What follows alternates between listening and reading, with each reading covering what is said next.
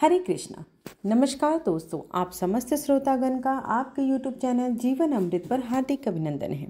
आज के वीडियो में हम बात करने वाले हैं मोहिनी एकादशी की। वर्ष भर में कुल 24 एकादशी होते हैं और हर एकादशी भगवान श्री विष्णु को समर्पित होती है। इस बार वैशाख शुक्ल पक्ष की एकादशी है, जिसे आप मोहिनी एकादशी के नाम से जानते हैं। यह एकादशी श्री विष्णु के मोहिनी स्वरूप की आराधना का पर्व माना जाता है। सनातन धर्म में एकादशी तिथि को अत्यंत पवित्र और प्रभावकारी माना गया है। हर महीने के 2 बार आने वाली एकादशी न केवल व्रत और उपवास की तिथि होती है, बल्कि इसमें आत्मचिंतन, श्रद्धा भाव और प्रभु भक्ति की भी ओर अग्रसर होते हैं। भगवान श्री हरि के प्रति अगर आपकी श्रद्धा भाव सच्ची है, तो अगर आप एक बार एक कदम आगे उनके बढ़ाते हैं, तो भगवान श्री हरि आपके हाथ को थामने के लिए 8 कदम आपकी ओर बढ़ाते हैं। इस बार वैशाख शुक्ल की एकादशी बेहद खास है।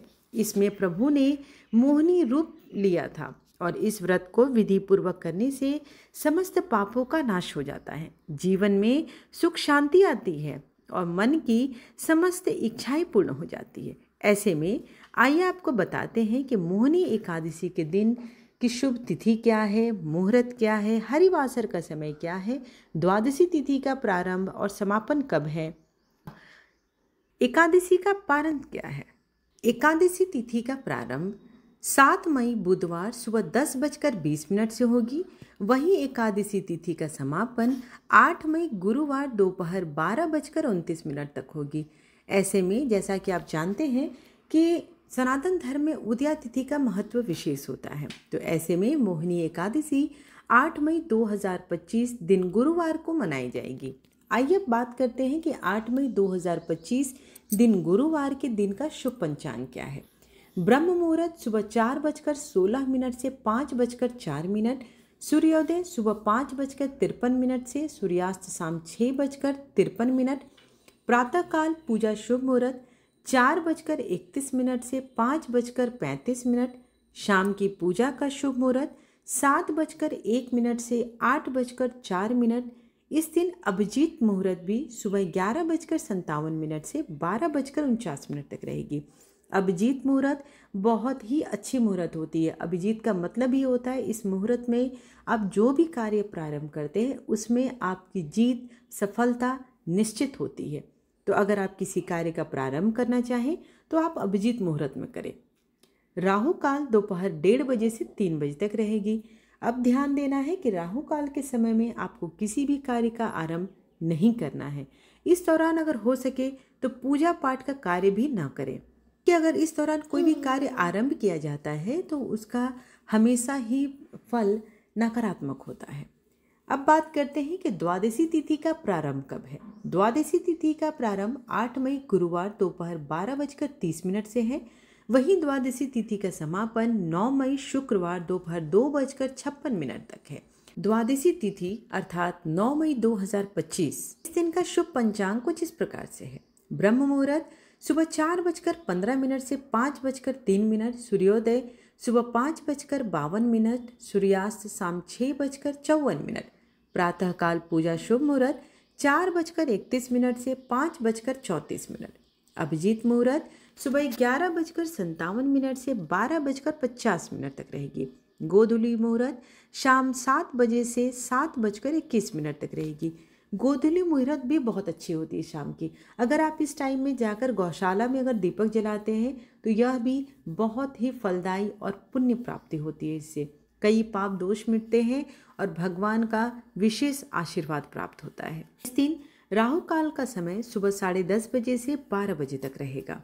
अब जान लेते हैं कि व्रत का पारण कब करना है। मोहिनी एकादशी का व्रत का पारण 9 मई 2025 शुक्रवार सुबह 5:52 से 8:16 तक होगी। वहीं हरिवासर का समय 8 मई 2025 दिन गुरुवार को शाम 5:30 बजे तक रहेगा। आप सब जानते हैं कि सनातन धर्म में मोहिनी एकादशी को अत्यंत पुण्यदायक माना गया है और मोह माया से मुक्ति दिलाने वाली तिथि माना गया है। यह व्रत वैशाख शुक्ल पक्ष की एकादशी को पड़ता है और श्री विष्णु को है समर्पित। मोहिनी नाम स्वयं संकेत करता है। यह दिव्य रूप है जिसमें भगवान विष्णु ने असुरों को मोह में डालकर देवताओं को अमृत प्रदान किया था। वह रूप सत्य की रक्षा और अधर्म के विनाश का प्रतीक है। शास्त्रों में वर्णन है कि त्रेता युग में भगवान श्री राम ने भी इस एकादशी का व्रत रखा था। इसी व्रत की कृपा से उन्हें अनेक बाधाओं से मुक्ति और जीवन में विजय की प्राप्ति होती है। माना जाता है कि जो भी व्यक्ति श्रद्धा से इस दिन उपवास रखता है, प्रभु विष्णु की पूजा करता है और अपने आचरण में सात्विकता लाता है, उसे समस्त पापों से मुक्ति मिलती है। और अगर आपके जीवन में बाधाएं आ रही हैं तो उनसे भी छुटकारा मिलता है। यह व्रत मन की शुद्धि, आत्मिक बल और मोक्ष की प्राप्ति का मार्ग होता है।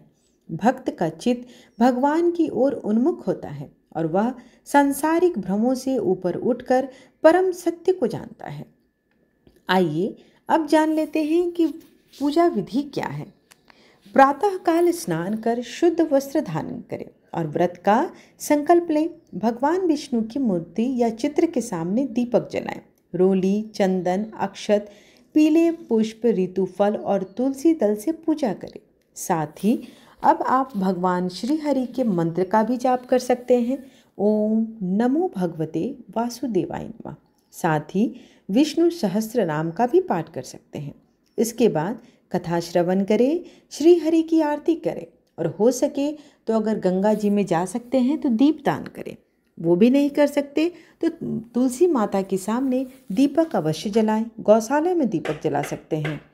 पूरे दिन आपको सात्विकता का पालन करना है। मन, वन, वचन और कर्म से पवित्र बने रहना है। इस दिन आपको छल कपट, क्रोध, लालच और किसी की निंदा नहीं करनी है, ना ही किसी को अपशब्द कहना है। व्रत के साथ साथ दान का भी विशेष महत्व है। तो हो सके तो इस दौरान आप ठंडी चीज़ों का दान करें, क्योंकि वैशाख मास में गर्मी आ जाती है। तो ऐसे टाइम में अगर आप ठंडी चीज़ों का दान करते हैं तो उससे आपको श्रेष्ठ लाभ मिलता है। जैसे आप ऋतु फलों का दान कर सकते हैं, जैसे आम, खरबूजा, शरबत, ठंडाई, जल का दान कर सकते हैं। तो ये सब बहुत ही शुभ माना जाता है। साथ ही एकादशी के दिन तुलसी माता की भी पूजा करना श्रेष्ठकर होता है। ऐसा करने से आपकी समस्त इच्छाएं पूर्ण होती है। एकादशी के दिन तुलसी के दल को बिल्कुल भी ना तोड़ें।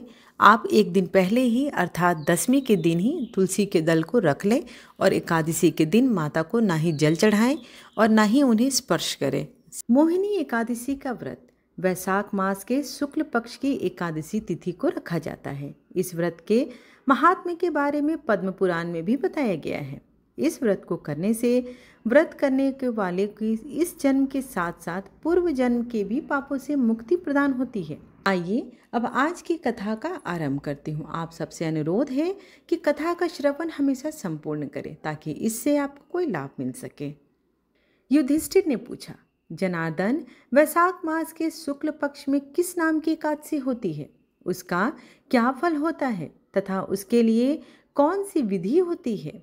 तब भगवान श्री कृष्ण बोले, महाराज, पूर्व काल में परम बुद्धिमान श्री रामचंद्र जी ने महर्षि वशिष्ठ से यही बात पूछी थी जिसे आज तुम मुझसे पूछ रहे हो। श्री राम ने कहा था कि भगवान, जो समस्त पापों का क्षय तथा सब प्रकार के दुखों का निवारण करने वाला व्रतों में उत्तम व्रत हो, उसे मैं तुम्हें सुनाना चाहता हूँ। वशिष्ठ जी बोले, हे श्री राम, तुमने बहुत ही उत्तम बात कही है। मनुष्य तुम्हारा नाम लेने से ही सब पापों से शुद्ध हो जाता है। तथापि लोगों के हित की इच्छा से मैं पवित्रों में पवित्र उत्तम व्रत का वर्णन करूँगा। वैशाख मास के शुक्ल पक्ष में जो एकादशी होती है उसका नाम मोहिनी एकादशी है। वह सब पापों को हरने वाली और अति उत्तम व्रत है।